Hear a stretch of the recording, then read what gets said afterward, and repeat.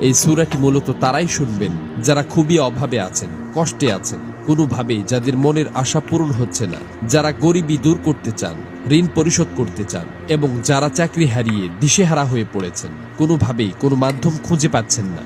আজকের এই গুরুত্বপূর্ণ সূরাটি শুধুমাত্র তাদের জন্যই। কষ্ট করে সূরাটি আপনারা মনোযোগ দিয়ে প্রথম থেকে শেষ পর্যন্ত শুনুন।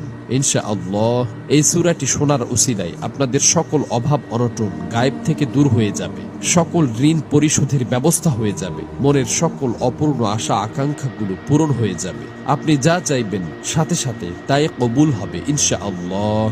প্রিয় বন্ধুরা, আল্লাহ পাক চাইলে সবকিছুই সম্ভব। এজন্য আল্লাহ তাআলার কোরআন মাজিদের সর্বশ্রেষ্ঠ এই সূরাটি শুনতে শুনতে আপনার মনের সকল নিয়ত, মনোবাসনা ও জীবনের সকল চাওয়াগুলো আল্লাহ তাআলার কাছে মনে মনে দোয়ার মাধ্যমে তুলে ধরবেন। আল্লাহ চান তো মুহূর্তেই আপনার জীবনটা পরিবর্তন হয়ে যাবে। প্রিয়